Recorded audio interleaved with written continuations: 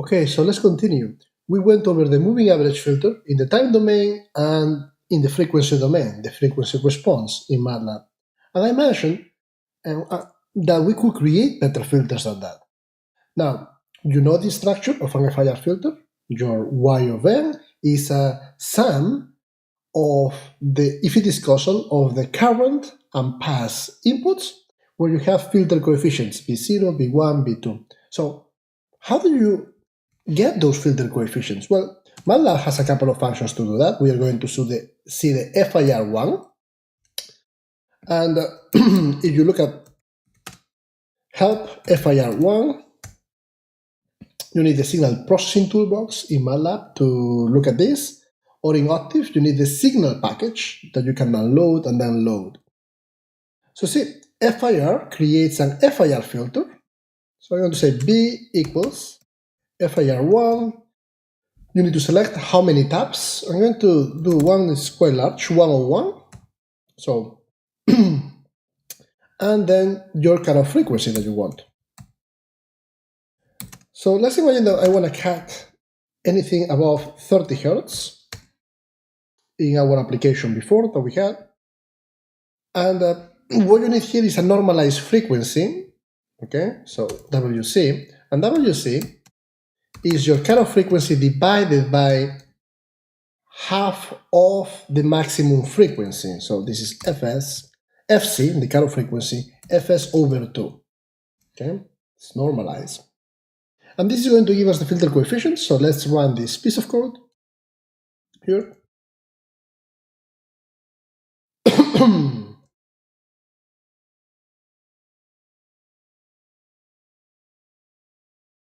Run selection. Okay, we got that. And so now let's actually plot it. I'm going to do a figure here. Figure. Stem B. So these are the filter coefficients. Okay, we're running everything. This is how the filter coefficients look in this case. Okay. So this is the way the filter that we have implemented. Or if you want to see it in vector form, these are the coefficients. Okay, so let's see the frequency response of this filter.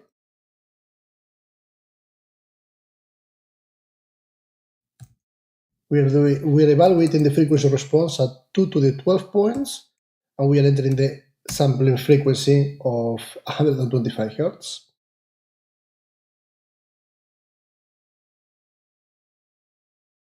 This is the frequency response of the filter that we have designed.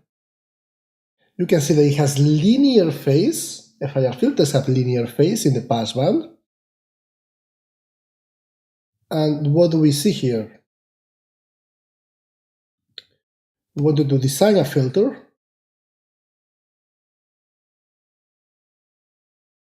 with a cutoff frequency of 30 Hertz. And you can see that with 101 taps, this is pretty amazing, right? You are nearly 60 dBs down by 32, right? By 32 point something. Yes, remember, those of you that have done a course in circuit analysis or in analog electronics, remember when you do an RC circuit, to do a low-pass filter, or you do this with an operational amplifier, to go 20 dBs down, right, dBs per decade, it will take a decade. So you will be at minus 20, where? At 300 Hertz. In this case, you can see that we are at minus 60 in like 2 Hertz. This is a very good filter. You can also see complete linear phase in the passband. And the good thing is that if you need to implement this in your application, well, you got your filter coefficients. Now you can put it either here and apply it with filter, causal, field, non-causal, in your DSP processor. You just load the filter coefficients and you apply it. Even in hardware, you can do this as long as you are able to multiply times constants, and you have this a shift register for those filter coefficients, or even preloaded.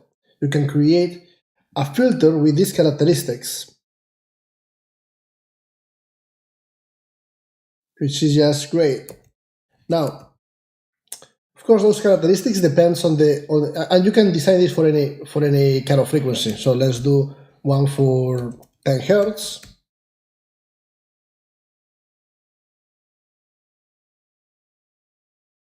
10 hertz there. Let me actually do this so that I plot the frequency response also in linear phase, in linear scale. H, W is a figure plot. I want to say this is actually frequency. Frequency absolute value of H. Box off, grid on, axis tight.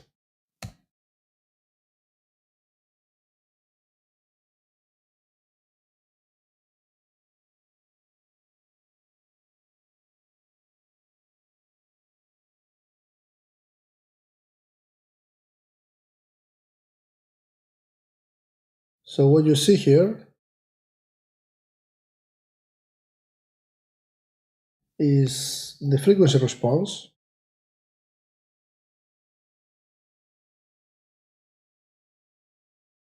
in dBs and the frequency response where the axis is now in hertz. Actually, let me label the axis.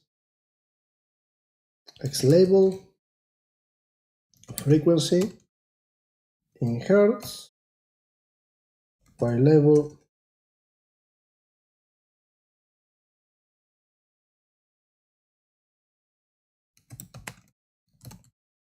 frequency response of the filter in linear scale.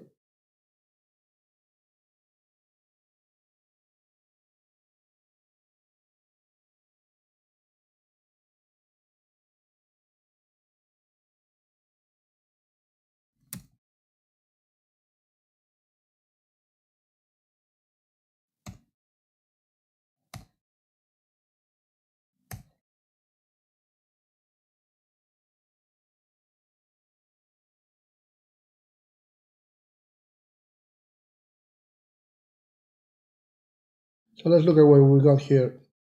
So these are the filter coefficients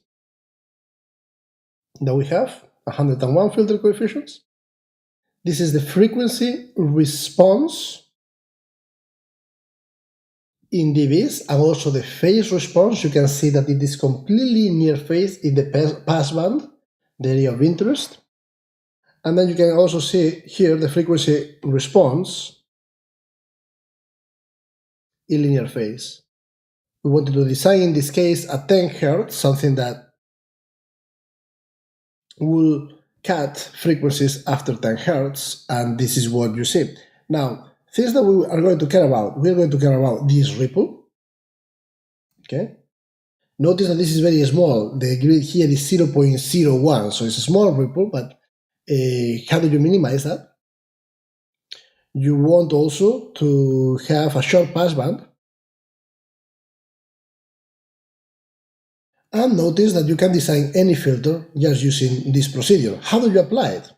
Well, let's apply the filter now that we just designed.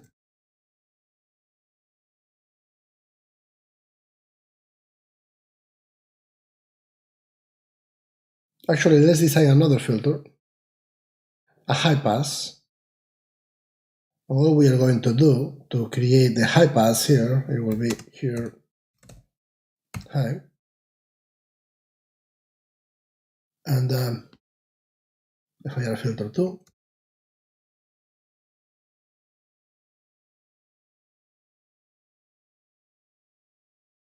And let's run this selection.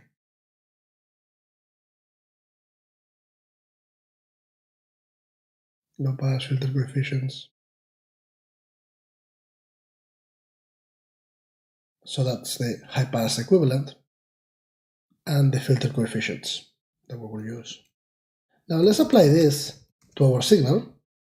How do I apply this filter? Now that you have the filter coefficients, well, either you use the convolution function, filter, which is a causal implementation, or filter, a non-causal implementation, or if you're in a real-time application, you have your vector that you will load in your DSP. Now, something to keep in mind here is for real-time applications, we are going to need to look at what happens when you quantize these coefficients to make sure that, you want to make sure that the quantized coefficients still have the desired frequency response. So let's go ahead and actually apply it.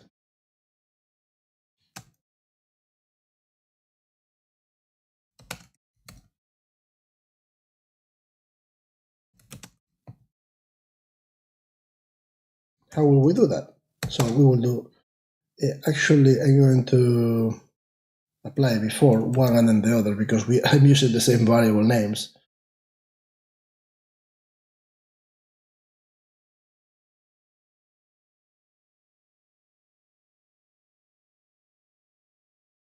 Y equals filter B1X. And since we already had done this, let's use that.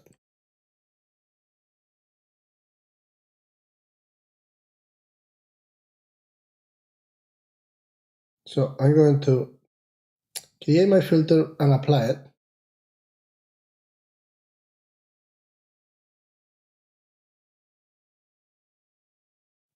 So you can see that in this case, we are removing also those high frequency components.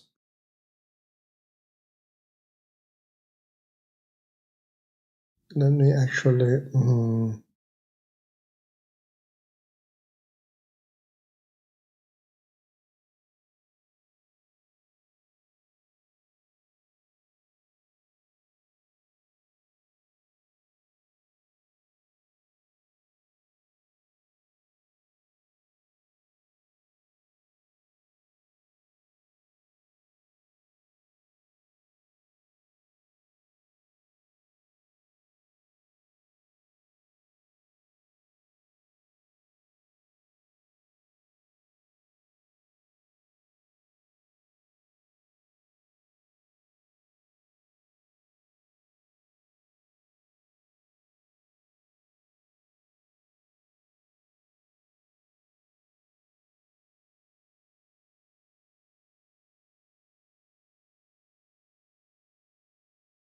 okay, so we have too many plots here. Let's close them all. I'm just going to apply this line here. So I create my filter, make sure that this is the right one. That's it. Let's verify that it has the right frequency response. Cuts everything above 10 Hz. There you go. And now I'm going to apply it to the signal. So I'm going to evaluate this part.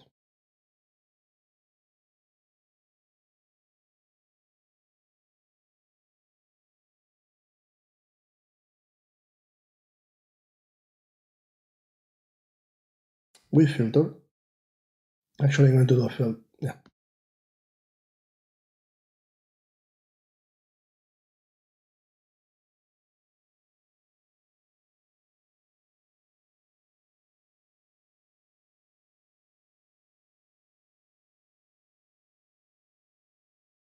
And something to keep in mind here, although you're going to see an output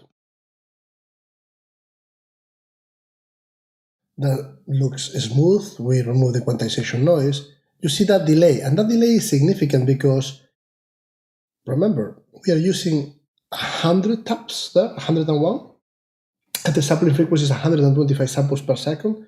So this is a full delay, that's why it looks like an advance. You could, in a not real-time application, you could use field to overcome that issue. And so in this case,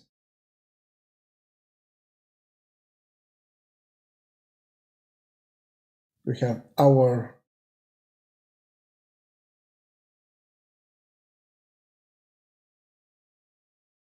you can see here the blue is our noisy signal, and the red is our filter signal, and it is in sync. Now, if we wanted to do filter in a practical application and not have a nearly 1 second delay, we will need to reduce the order. So let's do, for instance, here an 11-point filter. Now the frequency response is not going to be as good.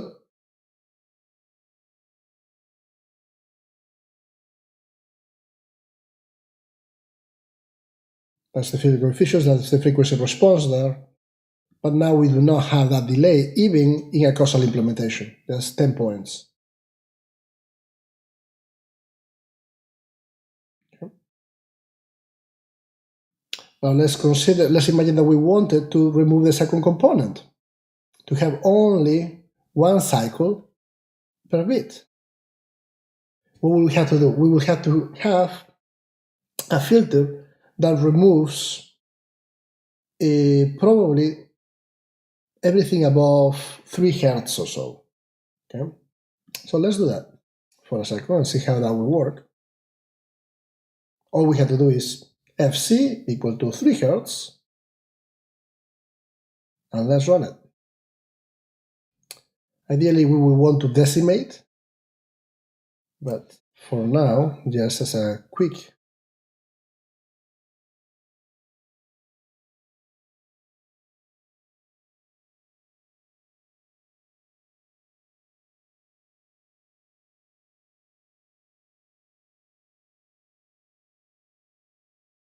So this is with 51 taps, and I apply field to remove frequencies above 3 Hz, and we can see that we are removing the second harmonic, and so we get a sinusoid signal close to in sync, meaning 1 cycle per bit throughout.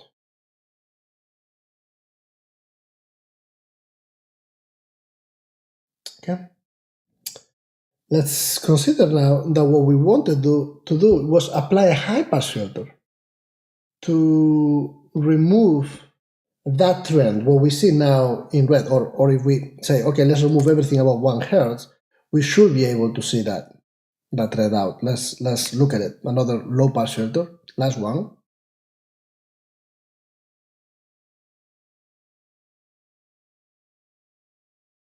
As you can see, we are capturing the trend. So let's consider that DC trend, that low frequency component, is not of interest, and what is of interest is the pulsatile nature of the signal. We could use a high-pass filter to remove everything above 1 Hz or below 1 Hz, and that's what I'm going to do here. FIR, and what I have to do to go from low pass to high pass is high pass filter. If you look at the coefficients that we have, these are the coefficients to implement the 51 coefficients to implement the FIR filter that we just implemented. It turns out that these are all positive, and I mentioned that when you have all the coefficients positive, you are going to have low-pass filters. Look at the effect of making this a high-pass filter. We're going to look at those filter coefficients in just a second.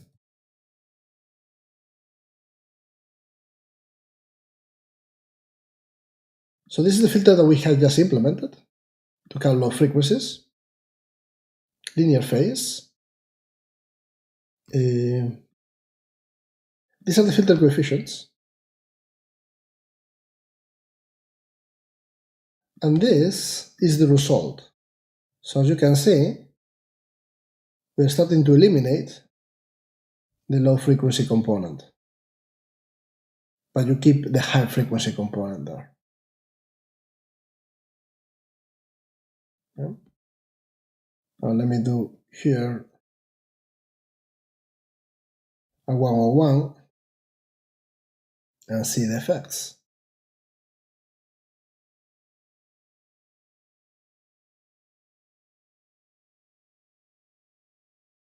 Right there, you see the signal. In blue, the original one. In red, the high-pass filter one. And if this was done right, you kept all the high-frequency components, but you remove the lower frequency that is the trend. So let's recap a couple of functions.